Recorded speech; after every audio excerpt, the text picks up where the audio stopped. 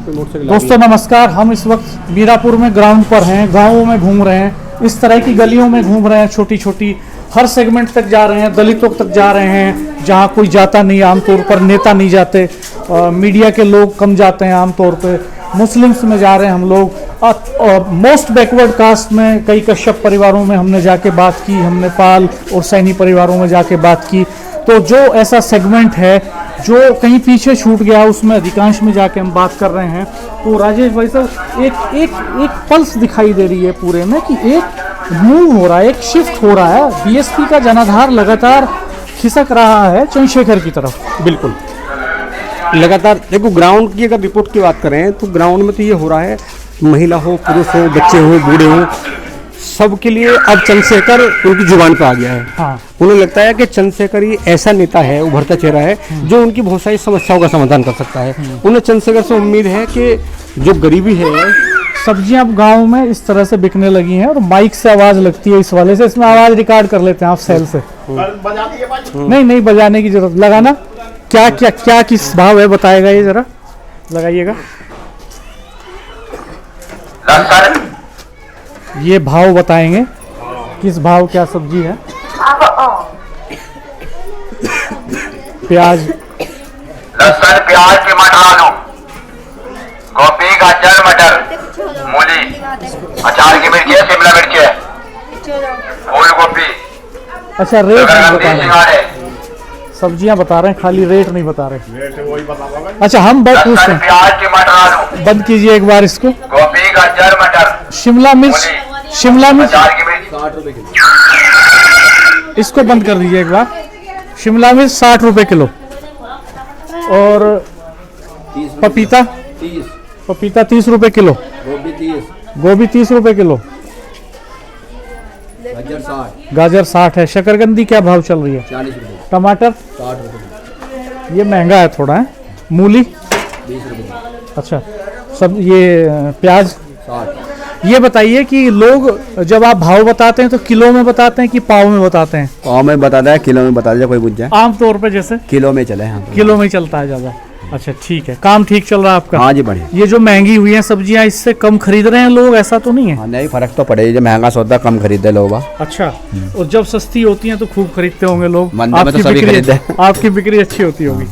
चलिए, सब्जी में भी महंगाई की आग है और यही तो इशू है जी, पॉलिटिकल इशू यही तो है। आप बताओ कि इतनी महंगी है, उसने बताया कि भाई गाजर का रेट, इन गलियों में ये इशू बड़ा है। यहाँ तो जब आदमी से पूछते हैं कि क्या ऐसा हो जाए कि जिंदगी बेहतर हो जाए, तो कहता है कि दाल 140 है उड़द की, 100 रुपए हो जाए तो अच्छा है। बिल्कुल बिल्कुल, महंगाई इतनी है। अब देखो, सब्जी वाले ने बताया कि उसकी बिक्री कम होती है, इसलिए कि सब्जी बहुत महंगी है। जब इतनी महंगी सब्जी, आप देखो मजदूरी की अगर बात करें, आज भी मजदूरी 200-250 रुपए मजदूरी कहीं जाता है कोई, तो 200-250 रुपए कमाता है वो, और उसके बाद में उसकी कहाँ उसकी इतना वजूद या औकात कहाँ है, इतनी हैसियत कहाँ है कि इतनी महंगी सब्जी वो ले ले। हालांकि बच्चे सब देखते हैं। तो आप चंद्रशेखर की बात कर रहे थे कि चंद्रशेखर की तरफ मूव हो रहा है, तो जी मैंने आपको बीच में रोक दिया क्योंकि सब्जी वाला आ गया।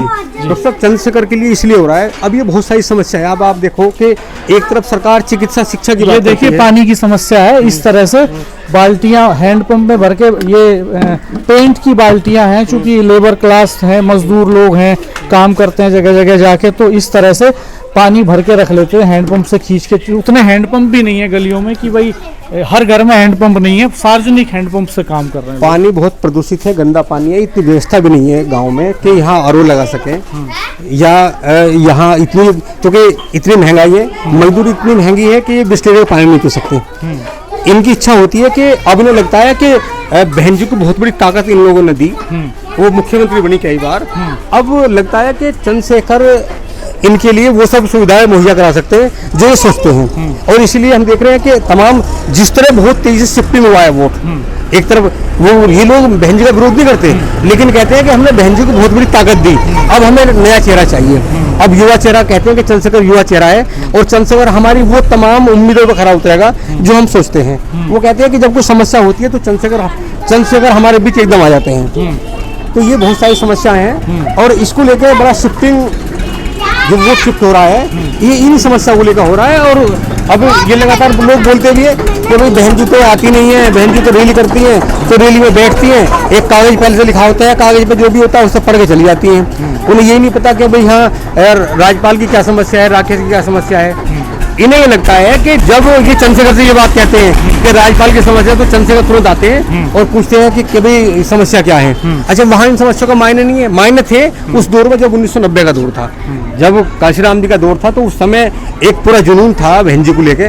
लेकिन आज जैसे जैसे उनकी उम्र ढल रही है तो उनका नाम भी लगातार ऐसे घटता जा रहा है। एक बात और मुझे समझ में आई मोटे तौर पे, हाँ, लोग ये भी कहते हैं कि बहन जी का बहुजन का जो इक्वेशन था जिसपे वो सरकार बना ले जाती थी, जिसपे जीत हासिल करती थी, वो खिसक गया है। और वो ये भी कहते हैं कि किसी एक बिरादरी के वोट से कुछ नहीं होता, बहुत सारी जातियों से मिलकर सरकार बनती है।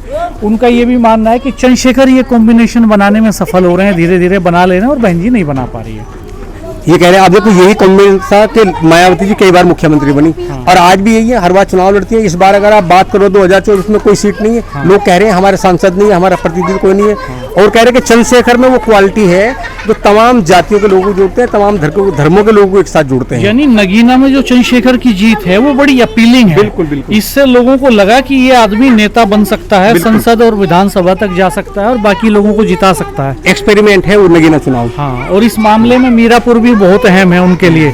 अगर वो मीरापुर लूज करते हैं तो ये बड़ा नुकसान भी होगा उनके लिए। जब हम लोगों से यहाँ ये पूछा गया इस गांव की कितनी आबादी है, लोगों ने कहा यहाँ लगभग 8000 वोट हैं और ये दावा कर दिया, हालांकि वो तो मतदान के बाद पता चलेगा, हम नहीं कह सकते। जैसे लोग कह रहे हैं वो कह रहे हैं कि 6000 वोट जो यहाँ कैंडिडेट हैं आजाद समाज पार्टी के वो लेंगे, मतलब ये लोग ऐसा कह रहे हैं। तो आप देखो कि कितनी, और चुनाव ऐसे नहीं लड़ा रहे नाम से, ये चुनाव मन से लड़ा रहे हैं, इनके दिल में है इस समय चंद्रशेखर आजाद, और जब दिल में होता है तो फिर प्रचार भी उसी अंदाज में होता है। तो ये देखिए कलर्स हैं अलग अलग तरह के मीरापुर विधानसभा उपचुनाव के। आप हमारे चैनल के बाकी फ्लैशबैक में जाके वीडियोस भी देखिए।